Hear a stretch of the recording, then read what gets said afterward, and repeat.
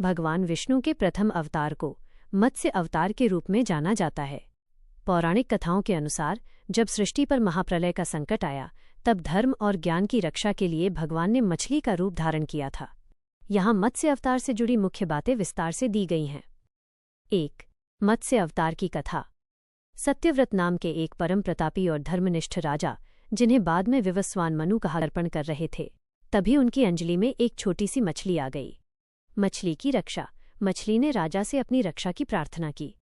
राजा ने उसे अपने कमंडल में डाल लिया, लेकिन देखते ही देखते मछली का आकार इतना बढ़ गया कि उसे सरोवर और फिर अंततः समुद्र में छोड़ना पड़ा। भगवान का प्रकटीकरण। तब राजा को आभास हुआ कि यह कोई साधारण मछली नहीं है। भगवान विष्णु ने प्रकट होकर राजा को बताया कि आज से 7वें दिन एक महाप्रलय आएगा, जिससे समस्त पृथ्वी जलमग्न हो जाएगी। 2. प्रलय और नौका का निर्माण।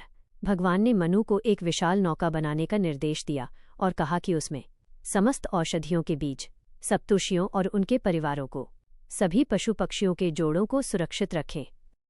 जब प्रलय आया और पूरी धरती पानी में डूब गई, तब भगवान मत्स्य ने उस विशाल नौका को वासुकी नाग की सहायता से अपनी सींग से बांध दिया और उसकी रक्षा की। 3. वेदों की पुनर्प्राप्ति। हयग्रीव वध।